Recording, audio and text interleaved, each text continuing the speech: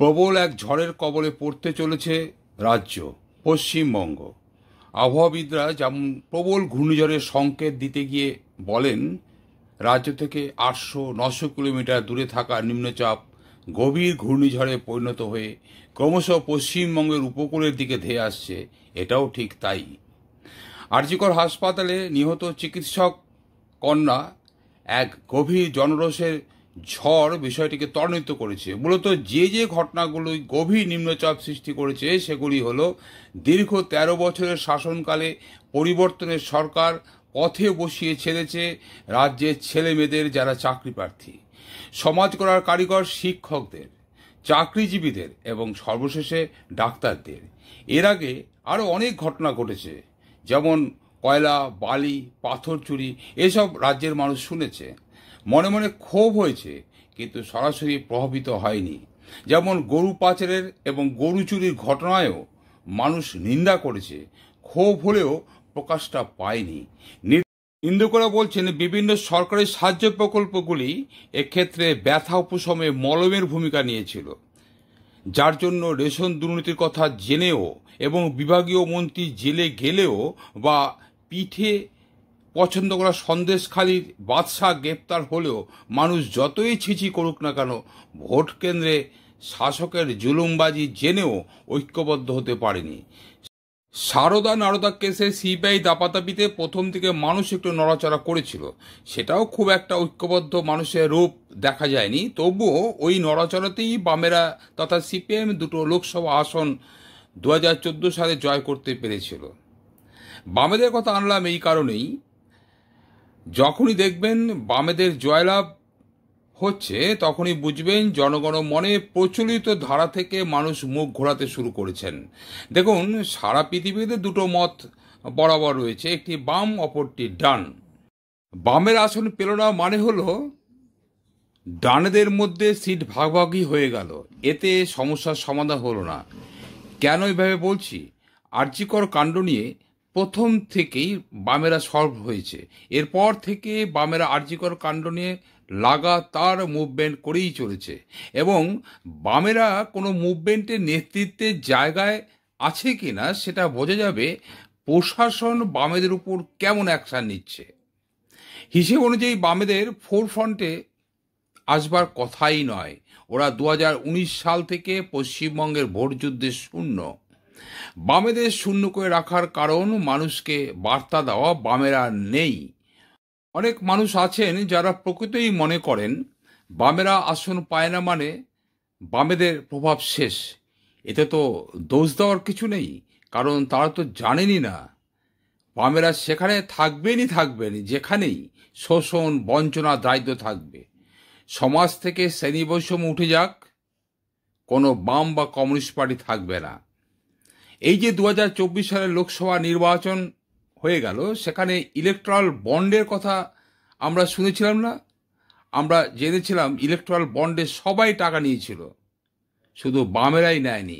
আরও একটি কথা, সিপিআইএম আবার এই ইলেকট্রাল বন্ডের টাকা নিয়ে কিভাবে রাজনৈতিক দলগুলি দেশের সাধারণ মানুষের উপর, ব্যবসায়ী এবং শিল্পপতিদের আপন খুশিতে তাদের প্রোডাক্টের দাম বাড়িয়ে দিতে পারে, জনজীবনে জ্বালা বাড়াতে পারে, এসব বুঝেই সিপিআইএম ইলেকট্রাল বন্ডের বিরুদ্ধে সুপ্রিম কোর্টে মামলা করেছিল।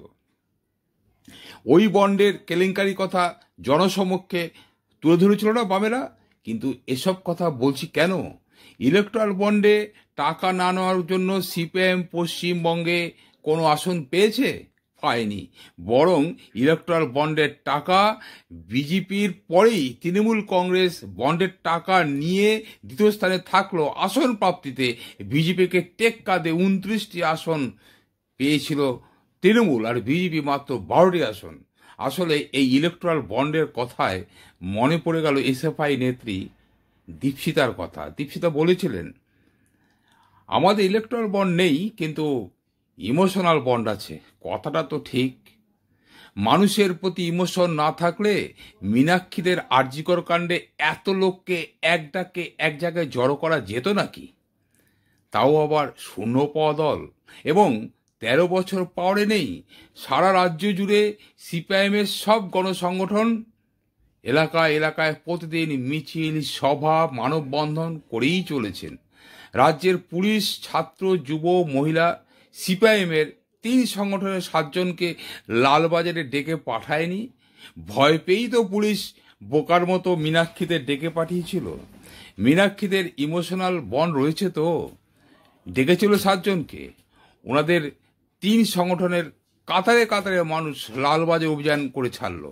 পুলিশ দেখলো এ তো আচ্ছা বিপদ হলো, নিজেরাই ডাকলেন, আবার নিজেরাই ব্যারিকেড করে নিমন্ত্রিতদের ভেতরে ঢোকার পথ বন্ধ করে রাখলো। পরে মীনাক্ষীরা যখন আশ্বস্ত করে বললেন আমরা ওই 7 জনই যাব, আর কেউ যাবে না, তখন পুলিশ হাঁপ ছেড়ে বাঁচল। এরপর আবার একটা ভুল করলো, কলতানকে গ্রেপ্তার করে। মীনাক্ষীও দেখলাম একেবারে নর্মালি বলেছিলেন কলতানের বিষয়টি তাদের আইনি সেল যেমন দেখবার দেখবেন, আর তারা পথেই লড়ে যাবেন স্ট্রাগল ফর আরজি কর নিয়ে। ঘন্টা 2 আগে খবর পেলাম কলতান জামিন পেয়েছেন। যাই হোক, এইসব খেলা বা প্রতিহিংসা পরায়ণতা যখনই দেখবেন বামেদের বিরুদ্ধে সংগঠিত হচ্ছে, বুঝবেন প্রবল বেগে বাম ঝড় ছুটে আসছে। এরপরেই মীনাক্ষীর ভিডিওটা শুনুন, গর্জন শুনলেই বুঝতে পারবেন। দোষীরা কোনো শাস্তি পেল? দিদি, বিষয়টা হচ্ছে মন্ত্রী স্বপন দেবনাথ, তিনি বলছেন মহিলারা রাত জাগো আন্দোলনে গিয়ে মদ কিনছেন এবং সেটা পাহারা দিচ্ছেন ওনারাই, নিজেকে পাহারাদার দাবি করে জুনিয়র ডাক্তারদের। পাহারাদার তো বিজেপি ছিল, তৃণমূল কবে থেকে পাহারাদার হলো? এই যে এমন একটা কথা যে মহিলারা নাকি মদ কিনতে যাচ্ছে, কি বলবেন? একজন মন্ত্রী বলতে পারেন এরকম? মুখ্যমন্ত্রী যদি বলে প্রেমের কেস, মুখ্যমন্ত্রী যদি বলতে পারে যে এটা ও প্রেগনেন্ট ছিল কিনা দেখতে হবে, মুখ্যমন্ত্রী যদি বলতে পারে যে পয়সা দিয়ে দেবো, তাহলে তার ছানাপোনারা এর থেকে বেশি কি বলবে? তৃণমূলের কাছ থেকে আমরা বেশি কিছু আশা করি না, তাই ওদের কথার আমরা গুরুত্বও দিই না এবং আমরা ইগনোর করছি। আজকে সাধারণ মানুষ রাস্তায় নেমেছে, লড়াই চলবে। বলছি সৌগত রায় বলছেন, সাংসদ সৌগত রায়, আবার সে ওদেরকেই নিয়ে এলেন। একদম উনি বলছেন আমি কেন ওনার কথার উত্তর আমি কেন দেব?